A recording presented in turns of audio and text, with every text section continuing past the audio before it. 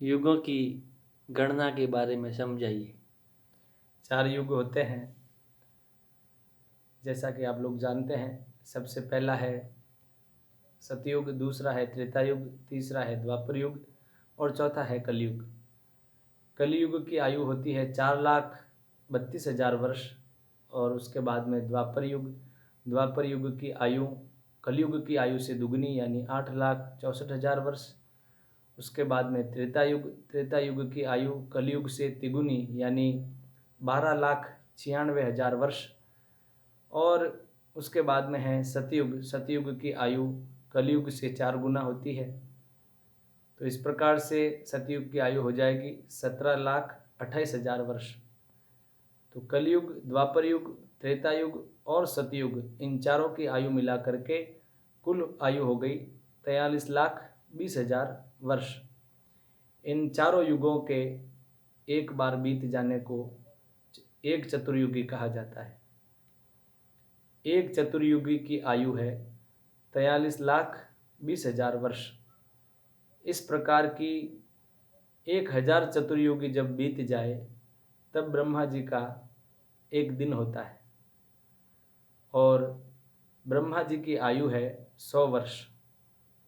तो आप अनुमान लगा सकते हैं कि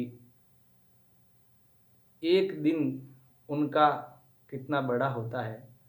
जैसा कि एक दिन के विषय में बताया कि 43,20,000 वर्ष 1,000 बार बीते, यानी एक चतुर्युगी का जो समय है वो 1,000 बार चतुर्युगी वर्ष बीते। चतुर्युगी गुणन 1,000 यानी चतुर्युगी 1,000 बार बीतेगी तब ब्रह्मा जी का एक दिन होगा। और उस प्रकार के दिन से ब्रह्मा जी की आयु जो है 100 वर्ष की मानी जाती है। और काल की गति देखिए कि उसमें से 50 वर्ष ब्रह्मा जी के बीत चुके हैं। और ये जो चतुर्युग की गणना है उसके अनुसार इस आधार पर ही मनवंतर और कल्प की गणना होती है। और